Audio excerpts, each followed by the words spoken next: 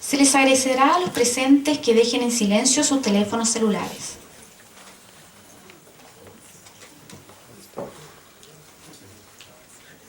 Se da inicio a la ceremonia de inauguración del seminario internacional denominado El Código de Comercio, Análisis Crítico y Modernización, organizado por el Departamento de Derecho de la Empresa, los programas de Magíster y Doctorado en Derecho de la Pontificia Universidad Católica de Valparaíso. Este seminario se realiza en el contexto del proyecto postdoctoral Fondesit de la doctora Lorena Carvajal, titulado Estudio crítico de la teoría objetiva de los actos mercantiles, fundamento de una propuesta de introducción de la teoría de la empresa al Código de Comercio.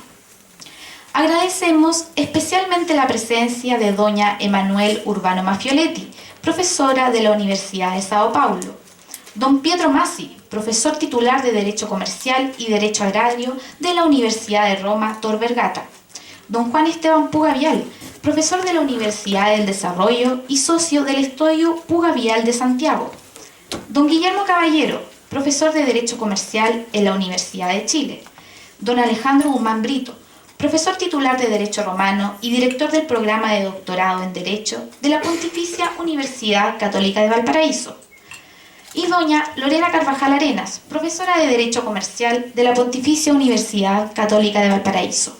También saludamos a los distinguidos profesores presentes, a los alumnos de diversas escuelas de Derecho y a los estudiantes que siguen disciplinas del conocimiento relacionadas con el comercio, a los profesionales y al público en general. El 2015 se cumplieron 150 años de la promulgación del Código de Comercio, proyecto encargado al jurista argentino don José Gabriel Ocampo. Para cumplir esta labor, el jurista tomó contacto con comerciantes de Valparaíso y de Santiago, logrando sistematizar instituciones mercantiles para delimitar el ámbito de la materia comercial. Es importante destacar que el comercio de 1865 introdujo disposiciones novedosas que no aparecían en ninguno de los otros códigos de la época, tales como la cuenta corriente mercantil y el contrato de seguro terrestre. Sin embargo, la supervivencia institucional del actual Código de Comercio se ha visto opacada por sus disposiciones desactualizadas a la realidad y contexto nacional en el ámbito mercantil, cuyo atributo esencial de rapidez y celeridad en la búsqueda de soluciones mercantiles se opone a su regulación. Una nueva forma de ordenamiento en el ámbito comercial ya ha sido encargada por el Ministerio de Justicia, con la finalidad de compilar y sistematizar en forma de un anteproyecto de nueva codificación las disposiciones actualmente dispersas en distintos cuerpos legales relativas a esta disciplina. Estas razones nos convocan hoy y sobre estos temas discurrirán los ponentes, comenzando por el profesor Alejandro Guzmán Brito, quien a continuación se dirigirá a los presentes.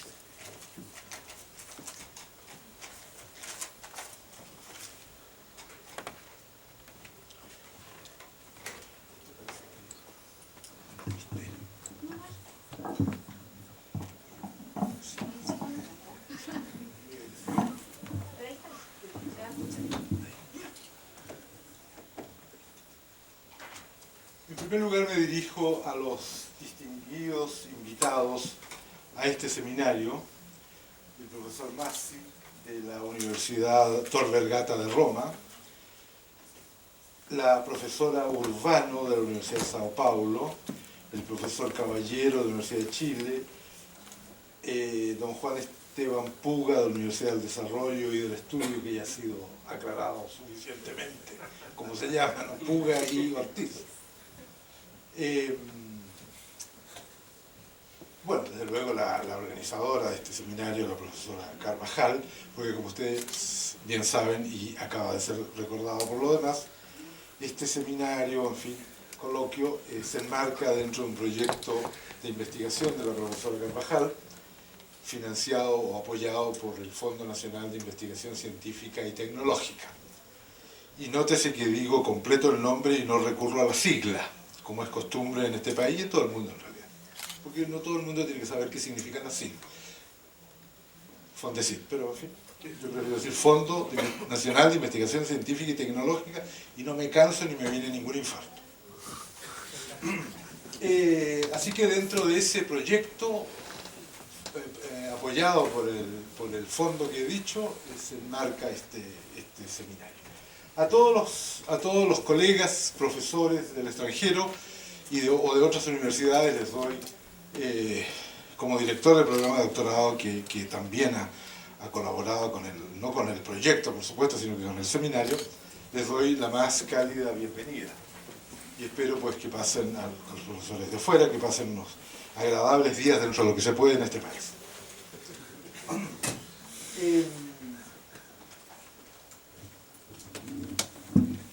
El seminario, el coloquio, tiene un título que ya ha sido indicado: Código de Comercio, Análisis Crítico y Modernización, pero con la mente puesta, según sé y he podido corroborarlo en conversaciones directas con la profesora Carvajal, con la mente puesta en una futura recodificación. Como ustedes bien saben, también fue recordado hace poco, el Código de Comercio de Chile data de 1865, o sea, ya pues cumplió 150 años. Como el Código Civil, que ya tiene 160, porque los 150 los cumplió el 2005, lo cual se conmemoró convenientemente también, con un gran seminario internacional que hubo entonces. Ambos códigos fueron obras de extranjeros. Como ustedes saben, el Código Civil fue obra del venezolano Andrés Bello, si bien que nacionalizado chileno por gracia, y el Código de Comercio, obra del argentino Ocampo, que no recuerdo que haya sido nacionalizado, parece que no. Pero él tenía muchos vínculos con Chile y tenía, digamos, se asentó por mucho tiempo y tenía hasta parientes chilenos, en fin, era un hombre muy vinculado al país. Fueron los dos primeros códigos que tuvo Chile después de su independencia, bastante después de su independencia y de haber usado el derecho que heredó de la monarquía castellano-indiana, como solemos decir. Entonces, el Código de Comercio, lo saben ustedes mejor que yo, en el siglo XX, en el primer tercio del siglo XX, sufrió una amputación violenta en su libro cuarto, el libro dedicado a las quiebras, que en dos versiones posteriores pasó a ser una ley extravagante, situada fuera del código. Y después, en los años 80, en esta escuela, yo era decano de esta facultad, cuando se apoyó el proyecto de un nuevo libro tercero sobre el comercio marítimo, dirigido por el profesor, fallecido hace muy poco, el profesor Cornejo Fuller, de esta facultad, que redactó pues un nuevo libro completo y que después fue incorporado como libro tercero en el Código de Comercio. Así que del Código de Comercio original restan solamente dos libros, ¿no? A diferencia del Código Civil, que salvo en materia de familia y de rebote en materia de herencia, prácticamente se conserva incólume, gracias a Dios. En cambio, el Código de Comercio ha sufrido estas amputaciones bastante drásticas, ¿no? Y muchas reformas. Entonces, yo encuentro que es legítimo y, en fin, aceptable plantearse la posibilidad, la necesidad, lo que se quiera, de un nuevo Código de Comercio para Chile. Y con la variante de que podría pensarse en que este nuevo código unificara el derecho comercial y el derecho civil, como lo hizo el Código Civil de Italia de 1842 y como lo había propuesto por allá por los años de 1850 y tanto el jurista brasileño Augusto Teixeira de Freitas, a quien se le había encargado redactar un código civil que nunca fue aprobado, ¿no? Y que realmente, pero que dio el origen al movimiento por la codificación en el Brasil. Este hombre, que era realmente muy superior de mente, pensó en la posibilidad de que debería haber un solo código. O sea, es el precursor de la idea de unificar ambos derechos en un solo cuerpo legislativo. lo escribió en una carta que está publicada en una revista de Brasil, disponible. Lo hizo un colega y amigo mío, muerto ya romanista, de Río, el profesor Silvio Meira. Él encontró y publicó la carta en que Teixeira propone unificar ambos derechos en un solo cuerpo. Bueno, después, como sabemos, Italia lo hizo realmente. Y ahora último, Argentina, en un código del año 15, que es mejor no recordar. Porque yo le deseo corta vida, le auguro y le deseo corta vida, porque es muy, muy deficiente. Bueno, entonces también podría pensarse en Chile en una unificación. ¿Cómo ven ustedes? Bueno, yo no es que quiera hacer una ponencia, no soy especialista tampoco, pero tengo algunas ideas al respecto, ¿no? Me baso en lo que pensé y divulgué en el año concretamente 76, en un libro que yo escribí con la ocasión de que el gobierno militar de entonces propuso sustituir todos los códigos chilenos, todos, desde el civil hasta el, bueno, que es, no sé cuál será el último, ¿no? El sanitario, no, el sanitario es posterior, el código tributario, el último, cronológicamente hablando, ¿no? Y formó comisiones. Yo era en esa época decano y me llegó una carta del presidente de la Comisión General, don Julio Filippi, izquierdo, quien, bueno, pues quería incorporar a las facultades de Derecho del país, que por entonces eran 5, obsérvese, 5. Quería incorporarlo en el proceso. Bueno, afortunadamente este proyecto fracasó rotundamente. Creo que el que más avanzó fue el proyecto de Código de Procedimiento Civil. También lo sé de primera fuente porque profesores muy destacados de esta facultad de entonces eran miembros de la comisión. Recuerdo al profesor Gonzalo Calvo, al profesor Zavala, al profesor Lurs, que iban y viajaban a Santiago periódicamente a trabajar en una comisión sobre la materia y que sobrevivió bastante a la falencia de los demás proyectos. Pero también fracasó. Bueno, yo en esa oportunidad dije algunas cosas, escribí algunas cosas y publiqué un libro que tuvo, lo digo sin presunción, tuvo bastante éxito, en fin.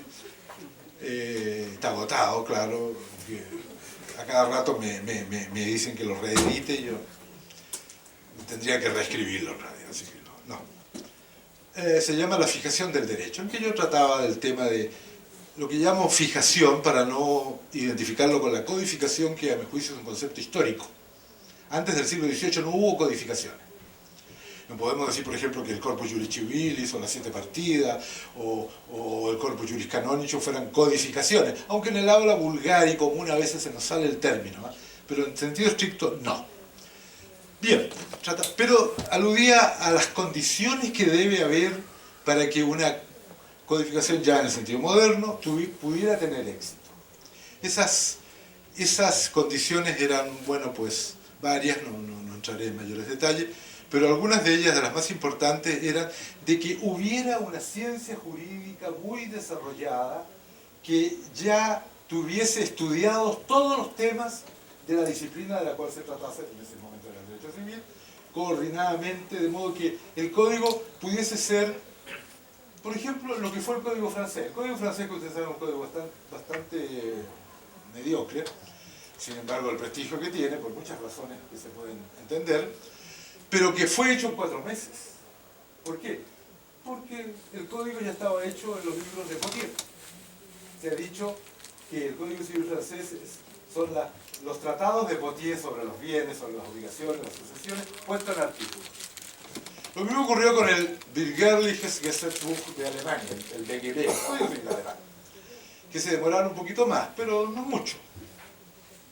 ¿Por qué? Porque también se ha dicho, el BGB es el tratado de Winshire, el tratado de Pandectas de Winshire, Bernard Winshire, el gran pandectista, o sea, romanista, pero en esa época civilista, porque el Imperio Alemán no tenía un código y su derecho era el derecho romano, el Corpus Juris, un tratado de pandectas que los codificadores tomaron y redujeron artículos, pocos años.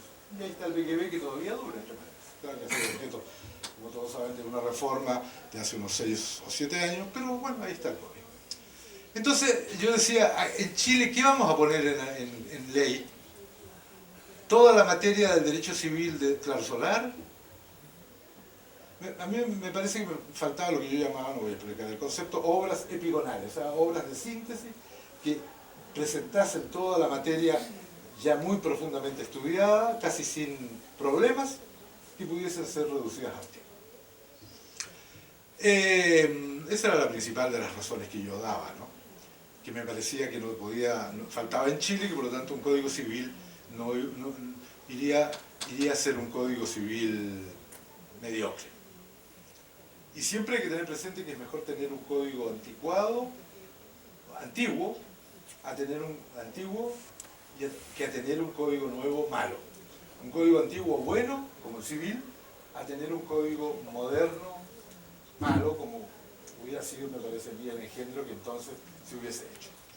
Bueno, yo creo que esto se puede repetir en materia comercial, y más gravemente aún, porque el derecho comercial moderno, claro, los temas tradicionales del derecho comercial siguen ahí, pero y toda diríamos, la materia que se ha venido a agregar en los últimos tiempos, que hacen que ya incluso no distingamos bien las fronteras, no digo las antípodas, pero sí la frontera, entre el derecho comercial y el derecho económico.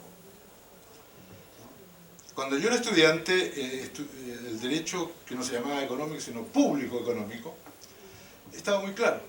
Pero hoy día, bueno, sigue habiendo un derecho económico, ¿no? Pero las materias a veces se repiten. ¿Quién ha estudiado a fondo esto? Todo el tema de la contratación electrónica. En materia de TIC, de valores, los autores siguen hablando de los títulos valores y en primer lugar de la letra de cambio, que, según todos sabemos, está en desuso. La letra de cambio es una gran figura jurídica, ¿no? de rica dogmática, el prototipo de los valores, pero está en desuso. Y todo el tema de la desmaterialización de los valores. Porque seguimos hablando de títulos valores, pero ya los títulos valores, en Chile no todavía porque es voluntario, pero en otros países es obligatorio. La desmaterialización, o sea, la conversión de los valores en una mera anotación contable, equivalente a lo que ocurre en materia de derechos reales con la inscripción del conservador de bienes raíces. Es una anotación también que se hace, no contable, claro, pero que se hace en un órgano, en un registro especial, que es el registro de propiedades, etc. Y los otros registros para los demás derechos reales. Bueno, entonces, seguir hablando de títulos valores es un anacronismo, absolutamente. Bueno, y todo eso, ¿quién lo ha estudiado? ¿Quién ha escrito? ¿Quién ha desarrollado? ¿Y quién ha incardinado la materia en el sistema dogmático tradicional del derecho comercial? Entonces, ¿cómo va a ir a hacer un código de esa naturaleza? Y si le agregamos que que si quisiera hacer una unificación del derecho comercial con el civil, hay que imaginarse cómo sería el monstruito. Bueno, así que yo creo que aunque esté, digamos, en la penumbra de este congreso esa idea, pero claro, oficialmente no, es el Código de Comercio, análisis crítico, muy bien, se puede criticar, modernización, todo lo que quiera se puede modernizar, por cierto. Pero de pensar en hacer un nuevo código, yo creo que faltan muchos presupuestos. Estoy hablando en Chile, por cierto, no estoy refiriendo a otros países, estoy hablando en Chile. Así que yo digamos, me permito disentir de que se pueda o se quiera pensar en una posible recodificación del derecho civil, porque a mi juicio no están dados los presupuestos para ello. Lo cual no significa que, repito una vez más, e insisto y con esto termino, que todo lo que sea estudiar el derecho comercial, codificado o no, y hoy día es menos codificado que más, es óptimo, bienvenido. Es lo que necesitamos, es lo que hay que hacer para algún día estar en condiciones de que otro campo haga un nuevo. De modo que le deseo al Congreso el máximo de los éxitos, frutos muy diríamos, sazonados, y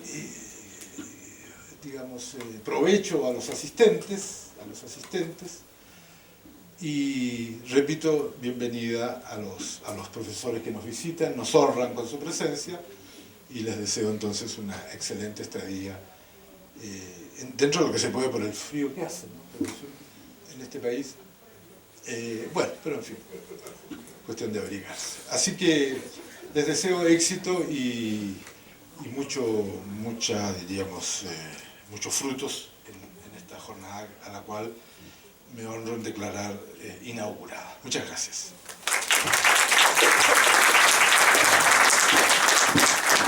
Muchas gracias, profesor Alejandro Guzmán Brito, por sus palabras. La actividad está dividida en 2 paneles, cada uno a cargo de un moderador, quien se encargará de dirigir las exposiciones. Se espera la participación de la audiencia a través de comentarios y o preguntas que puedan externalizar a los expositores al final de cada panel. Para ello estarán a su disposición ayudantes del Departamento del Derecho de la Empresa de la Escuela de Derecho a los costados del salón. Se pone término así a esta ceremonia inaugural. A continuación se dirigirá a ustedes el moderador, el señor Gonzalo Severín Fuster, profesor de Derecho Civil de la Pontificia Universidad Católica de Valparaíso, quien explicará con mayor detalle la dinámica de este seminario. Muy bien, muy buenas tardes. Quisiera comenzar, aunque ya se ha dicho muchas veces, por darles la bienvenida y las gracias a todos ustedes como asistentes de este seminario y especialmente en nombre de la comunidad académica agradecer y reconocer especialmente a la profesora Lorena Carvajal por la organización de esta actividad que tanto por el tema como por la talla de los expositores que tenemos hoy constituye sin duda un espacio privilegiado para la reflexión académica. Y aprovecho esta ocasión también para agradecer, que es siempre justo, la colaboración del equipo de ayudantes del Departamento de Derecho de la Empresa y el personal administrativo y, en fin, a los programas de doctorado y magíster que han permitido y auspiciado esta actividad. Bien, como se ha dicho hace un momento, este seminario considera 2 mesas. En cada una de ellas los expositores van a presentar sus ponencias y tras ello vamos a tener una ronda de preguntas. Y entre una y otra mesa vamos a tener una pequeña pausa para un café. Vamos a comenzar entonces con el primer panel, sin más dilación. Este panel está conformado por, en primer lugar, el primer expositor es el profesor Guillermo Caballero Germán, que es licenciado en Ciencias Jurídicas de esta facultad, diplomado en Economía y Finanzas por la Universidad de Chile y doctor en Derecho por la Universidad Autónoma de Madrid. Actualmente es profesor de Derecho Comercial en la Universidad de Chile.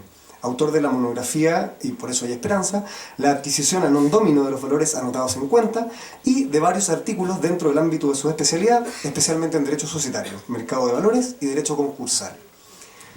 A continuación será el turno del profesor Pietro Masi, que es profesor de Derecho Comercial de la Universidad de Roma Tor Vergata, en la que ha servido numerosos cargos administrativos y académicos y entre los que destaca la dirección de diversos programas de doctorado en Derecho Comercial. Ha sido miembro del comité científico de varias revistas italianas de su especialidad y ha formado parte de varias comisiones oficiales, entre ellas, por ejemplo, la Comisión para la Reforma de los Principios de Derecho Comercial, constituida por el Ministerio de Justicia italiano los años 2000 y 2001. Es también autor de numerosas publicaciones en el ámbito del derecho comercial y en general del derecho privado. Corresponde entonces ahora iniciar esta mesa con la exposición del profesor Caballero, quien nos hará en este momento unas reflexiones sobre la situación actual del derecho comercial chileno. Profesor.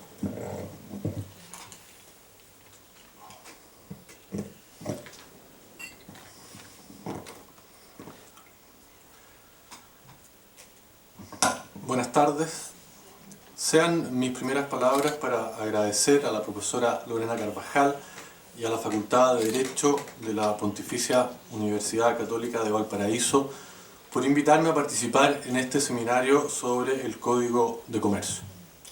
Es siempre grato volver al alma mater y más todavía para escuchar y aprender sobre cuestiones mercantiles de los distinguidos profesores con quien esta tarde compartiré esta testera. Aunque aparentemente hemos partido de este seminario por sus conclusiones, voy de todas maneras a plantear cuáles son mis ideas sobre este tema que nos convoca. Mi ponencia sobre la situación actual del derecho comercial chileno gira en torno a 2 ideas. Por una parte, que el núcleo de nuestro Código de Comercio está obsoleto, y por otra parte, que un código obsoleto genera nefastas consecuencias y todas ellas pueden resumirse en que en nuestro país el derecho comercial hoy ha perdido relevancia. De esta última cuestión me voy a ocupar en la segunda parte de este trabajo, pues conviene, antes de ello, detenernos en cómo nuestro código ha llegado a estar en buena parte obsoleto. Vamos entonces con la primera parte. Un diagnóstico crítico acerca de la legislación comercial chilena ya nos lo ofrecía en el año 1970 el profesor Olavarría. En sus palabras, y cito textualmente, con el correr del tiempo, dice el profesor Olavarría, han ido apareciendo en nuestro Código de Comercio otras deficiencias que se han ido agravando a medida que el progreso ha ido perfeccionando las instituciones mercantiles o haciendo nacer nuevas formas que el legislador de 1865 no pudo tener en consideración. Tal ocurre con todo el libro tercero sobre el comercio marítimo, con el libro cuarto sobre quiebras, hoy totalmente derogado, con las disposiciones sobre contabilidad mercantil enteramente inadecuadas en la actualidad, con las operaciones de banco, corretajes, seguros, bolsas, con los establecimientos de comercio y muchas otras instituciones que darían margen a una nueva revisión completa de nuestro Código de Comercio que solo en algunas de ellas ha sido modernizado. Concluye el profesor Olavarría señalando, comillas, hoy nuestro código necesita una urgente reforma general que se hace impostergable. Ha pasado casi medio siglo desde que el profesor Olavarría escribiera esta crítica a nuestro Código de Comercio y en mi opinión ese diagnóstico sigue siendo acertado. No obstante, en ese lapso se han realizado importantes innovaciones tanto en áreas completas como en instituciones particulares de nuestro código. Las modificaciones en áreas completas han afectado al libro tercero de la navegación y el comercio marítimo y al libro cuarto de las quiebras. El libro tercero ha sido enteramente derogado y sustituido por la ley 18.680 del año 1988, pasando esta a formar parte del código. A su turno, el libro cuarto también ha sido derogado, rigiendo desde el año 2014 la ley 20.720 sobre reorganización y liquidación de empresas y personas, pero como una regulación, eso sí, extravagante al código. Ciertas instituciones fundamentales, originalmente reguladas por el código, o bien han salido de este, como por ejemplo la sociedad anónima, que ahora es regulada por la ley 18.046, o la letra de cambio, regulada en la actualidad por la ley 18.092. Otras instituciones que han permanecido en el código han sido profundamente modificadas, como por ejemplo la reforma del derecho de seguros, operada por la ley 20.667 el año 2013. Todavía se han incorporado al código figuras novísimas, como la sociedad por acciones, que hoy ocupa en nuestro código parte de los artículos originalmente destinados a regular la sociedad anónima, por solo mencionar alguna. Sin embargo, el libro primero de los comerciantes y de los agentes del comercio y el libro segundo de los contratos y obligaciones mercantiles en general permanecen prácticamente intactos. Esta es la parte del código que nos parece hoy obsoleta en su doble acepción. Es obsoleta porque aparece inadecuado a los tiempos actuales y es obsoleta porque ha caído en desuso. Pienso, por ejemplo, en la regulación sobre los corredores o de la correspondencia de los comerciantes, pero también en las materias ausentes del Código Mercantil y también, hay que decirlo, del Código Civil, como los contratos de servicios, de tanta importancia en la economía actual, cuyos desarrollos fragmentarios pueden hoy en día encontrarse en la legislación sobre consumidor y en la regulación de los contratos de servicios financieros. La situación actual es, generalizando, bipolar. Por una parte, los dos primeros libros del Código permanecen estancados en el siglo XIX y por otra parte, los libros tercero y cuarto incorporan tecnología de punta. No es difícil entonces encontrar tensiones entre unos y otros. Por nombrar solo una, en materia concursal, para la nueva ley, la noción de comerciante es completamente ignorada a la hora de determinar el régimen aplicable. A diferencia de la legislación previa, que establecía un régimen agravado para el denominado deudor calificado, una noción esta de deudor calificado más amplia, pero todavía conectada con la definición de comerciante de nuestro código, a diferencia de esa legislación previa, la nueva ley concursal acuña el término empresa deudora, cuya conexión con la noción de comerciante se ha perdido, si no completamente.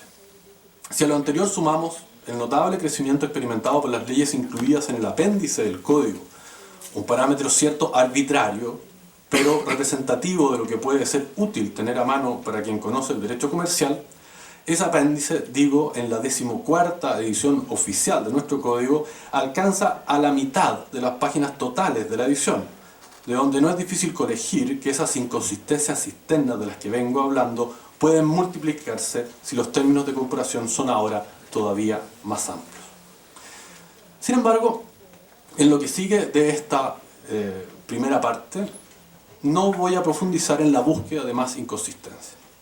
En cambio, me interesa proponer algunas reflexiones acerca de cómo debería abordarse, en miras a una futura reforma de nuestro Código de Comercio, este desfase entre la realidad y la regulación mercantil.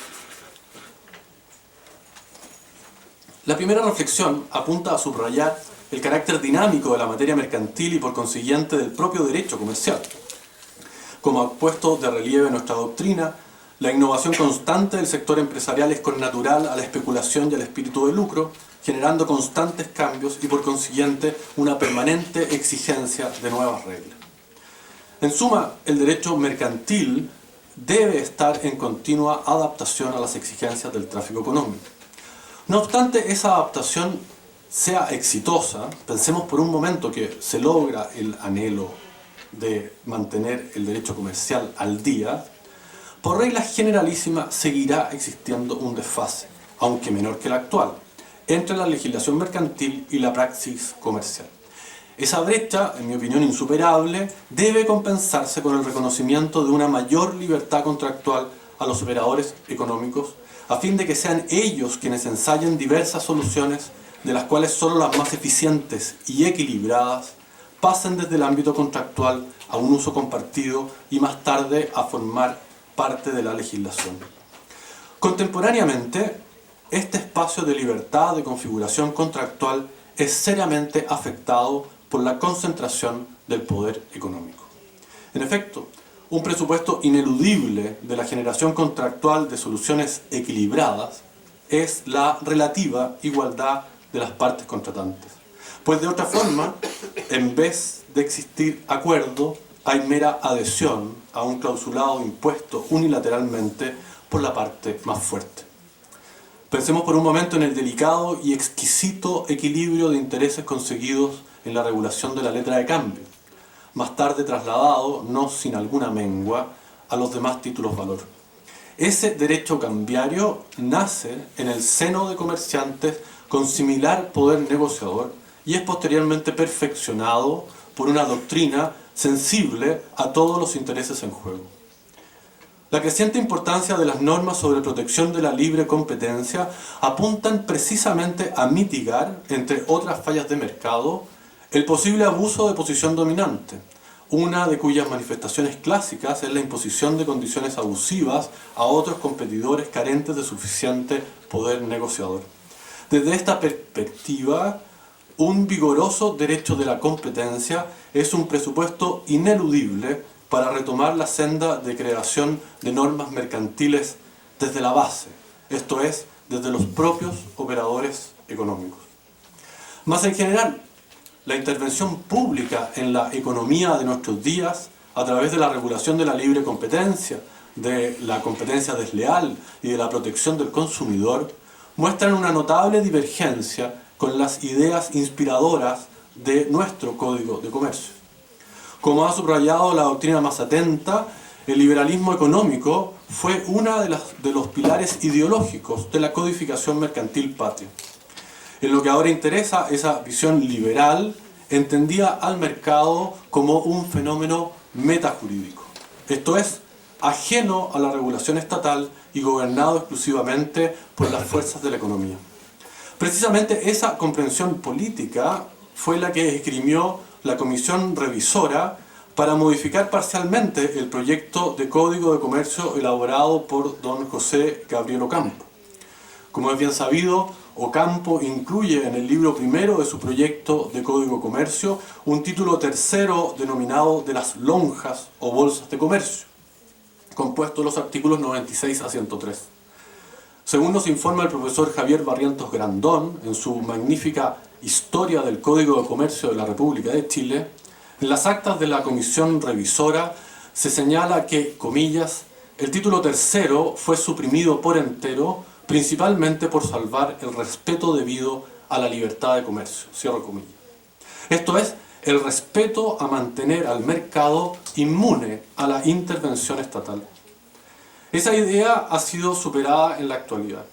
Así lo demuestra la creciente intervención pública de los mercados. De modo que la discusión actual se plantea de manera más moderada, no respecto de la existencia de esa intervención, sino del quantum de la misma. Lo anterior es importante recordarlo porque un código de comercio se sostiene en una determinada concepción del sistema económico. Y es importante discutir cuál es la concepción hoy imperante y si el código ha devenido obsoleto en parte por no ajustarse a ese ideario político. Retomando el hilo de la actual forma de producción de las reglas mercantiles a fin de superar el desfase entre la realidad y el derecho mercantil, quiero llamar la atención ahora sobre el surgimiento de lo que se ha denominado una nueva lex mercatoria. La globalización de los mercados ha generado la necesidad de contar con reglas supranacionales uniformes, en cuya creación mantiene gran protagonismo el sector privado. Considérese, por ejemplo, la regulación del crédito documentario internacional por medio de las llamadas costumbres y prácticas uniformes para los créditos documentarios sistematizadas y publicadas por la Cámara de Comercio Internacional, de amplio uso en el comercio y, por supuesto, en nuestro país.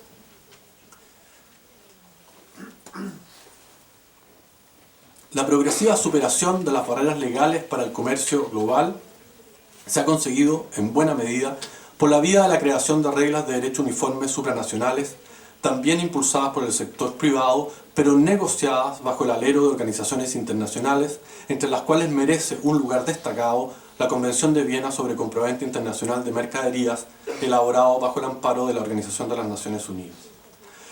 El derecho supranacional uniforme aparece como una importante fuente del derecho comercial nacional, ya directa o indirectamente.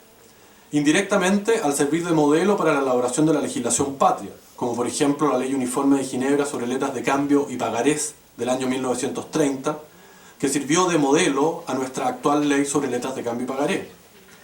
La influencia ahora directa se produce si la Ley Uniforme se incorporaba como ley a nuestro ordenamiento jurídico, como por ejemplo la ya mencionada Convención de Viena, a cuyo estudio ha dedicado importantes esfuerzos un grupo de civilistas chilenos, parte importante de los cuales pertenecen a esta Facultad de Derecho, en un esfuerzo por modernizar nuestro Código Civil en una materia tan relevante como es el contrato de compraventa.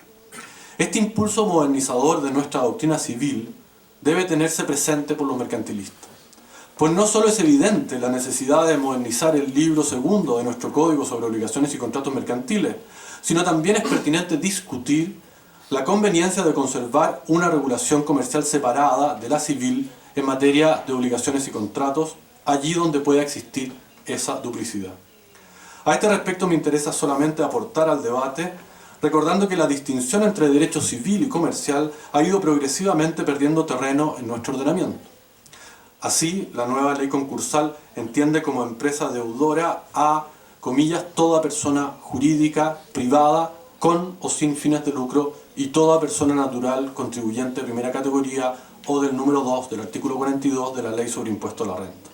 De modo que a los efectos concursales, la referida distinción entre actividades civiles o mercantiles ha sido superada, restando de paso importancia, la poca que todavía subsiste, a la calificación de una determinada operación o actividad como acto de comercio.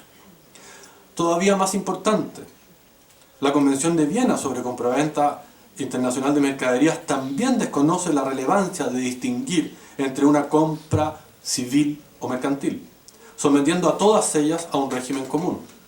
La Convención de Viena contiene, como antes indiqué, un nuevo derecho de la compraventa, en mi opinión, mucho más ajustado a las necesidades del comercio que la propia regulación de la compra y venta comercial. Y siendo la compraventa el contrato de cambio, por antonomasia, la Convención de Viena está llamada a servir de base para una reconstrucción del derecho de los contratos. Si ello es cierto, es sugerente la idea de trabajar juntos, civilistas y mercantilistas, en la modernización del derecho chileno de las obligaciones, y esa es una discusión ineludible de cara a superar la denunciada obsolescencia del libro segundo de nuestro Código de Comercio. A modo de resumen de lo hasta aquí dicho, debemos aceptar que siempre existirá un desfase entre la legislación mercantil vigente y el desarrollo de nuevas instituciones o instrumentos comerciales cuya regulación inicialmente se desarrollará contractualmente, para lo cual es imprescindible proteger ese espacio de libre contratación. Paralelamente, debe prestarse atención a los importantes desarrollos de la nueva Lex Mercatoria a fin de aprovechar lo mejor de la tecnología jurídica para modernizar nuestra legislación mercantil y, quizás, habría que agregar también, civil. Paso ahora a la segunda parte y final de mi exposición, que se titula Justicia y facticidad en la regulación mercantil. Hasta aquí he centrado mi exposición en lo que resulta la crítica más evidente al estado actual de nuestro derecho comercial, su parcial obsolescencia. Ahora quisiera analizar qué consecuencias puede tener un código obsoleto. En mi opinión, y espero así demostrarlo, la prolongada obsolescencia de parte de nuestro Código de Comercio ha generado nefastas consecuencias y todas ellas pueden resumirse, ya lo adelanté, en que en nuestro país el derecho comercial hoy ha perdido relevancia. La certeza del derecho es una aspiración de cualquier sistema jurídico. Dado que la aplicación de las normas puede llevar a soluciones distintas, un sistema jurídico debe establecer reglas e instituciones destinadas a alcanzar el mayor grado posible de certeza en la forma como deben ser aplicadas sus normas. Como corolario de lo anterior, puede afirmarse que la otra cara de la incertidumbre jurídica es la facticidad. En la medida que no existen criterios claros, entonces es relevante tener el poder para imponer a otros un cierto entendimiento de las reglas vigentes. Y esta última referencia a los otros es clave.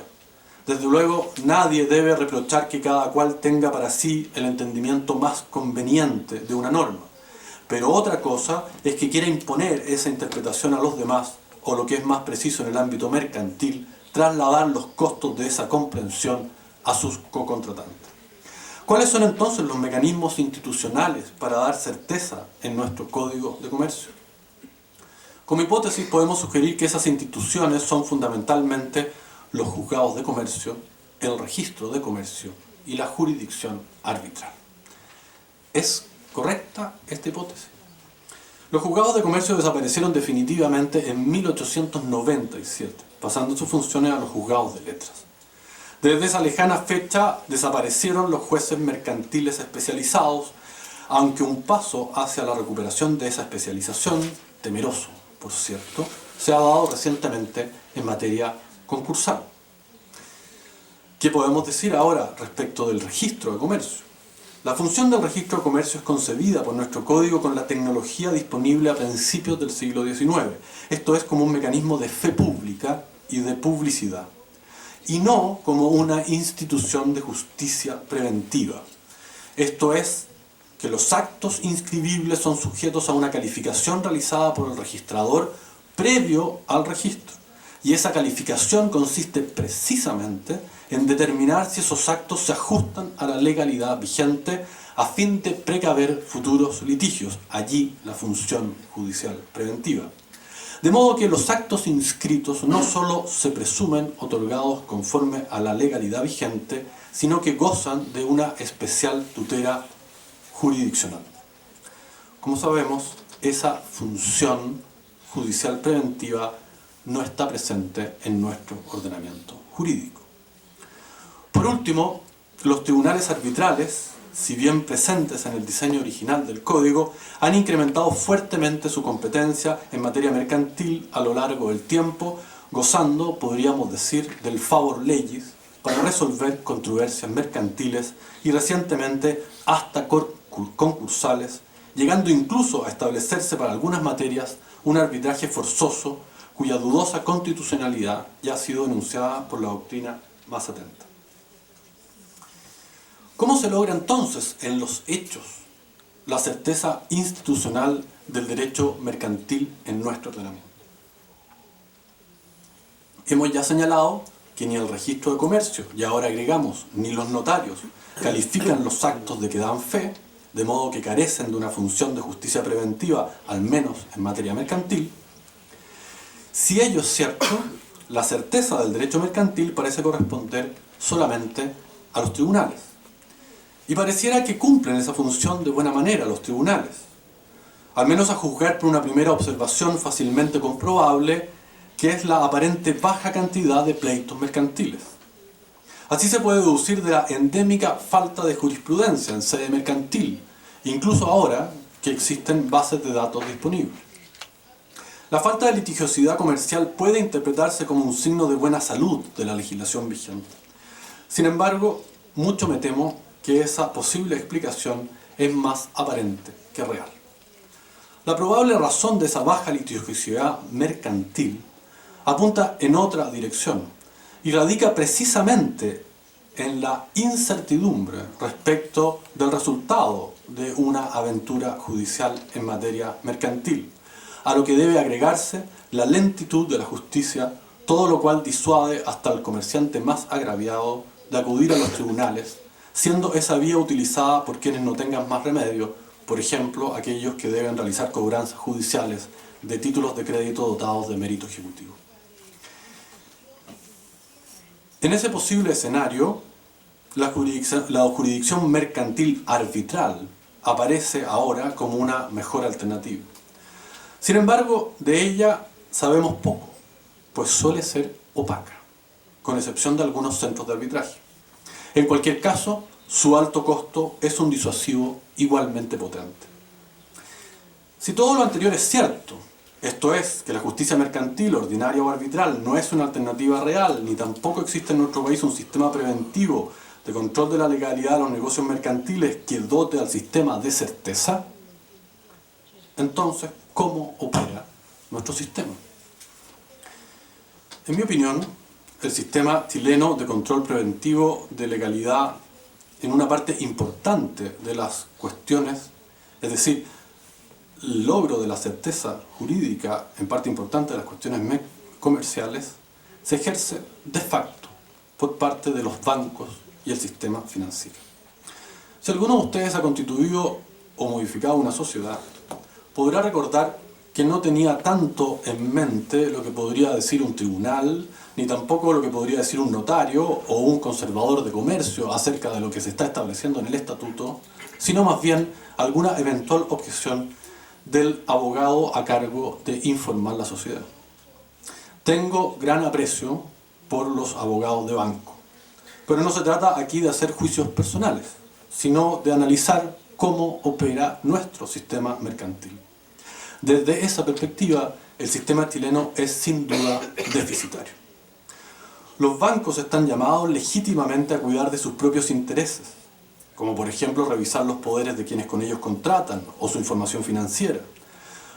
Pero lo que no es aceptable es que sean ellos quienes de hecho determinen cómo debe interpretarse el derecho comercial vigente, pues además de hacerlo en su propio favor, no es razonable exigirles que hagan otra cosa.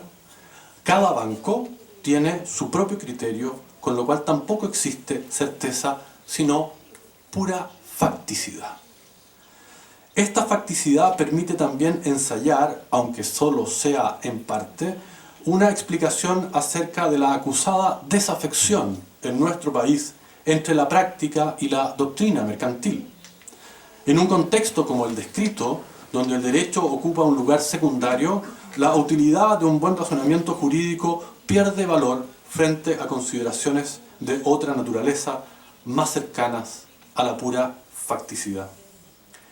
En suma, aun cuando modernizáramos el derecho de las obligaciones y contratos mercantiles, si no realizamos conjuntamente una reforma de la institucionalidad comercial, nuestro régimen mercantil sustantivo podrá gozar de juventud, pero seguirá siendo, en buena medida, letra muerta. Muchas gracias.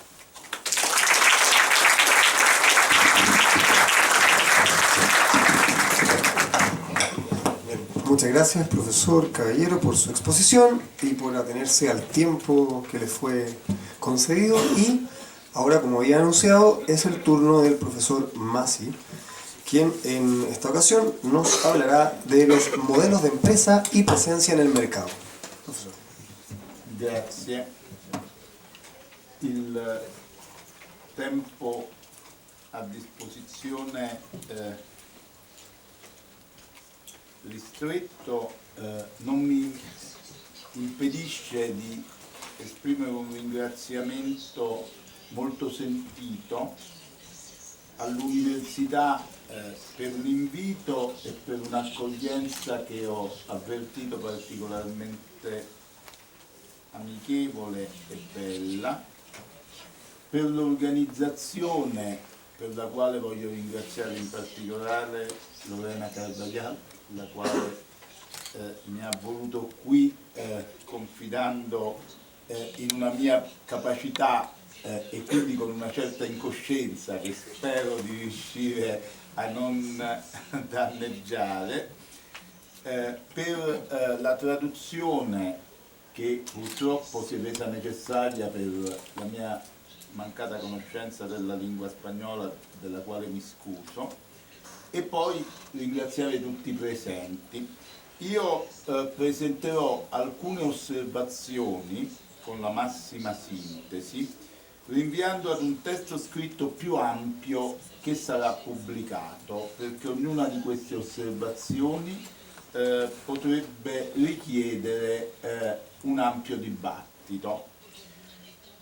Non entro nel tema della scelta fra codice unico e due codici, codice di commercio, della quale hanno già parlato il professor Guzman, il professor Caballero e parleranno altri relatori molto più competenti di me. Potrei solo citare le esperienze del codice del Brasile e del codice dell'Argentina, me ne sono interessato in passato.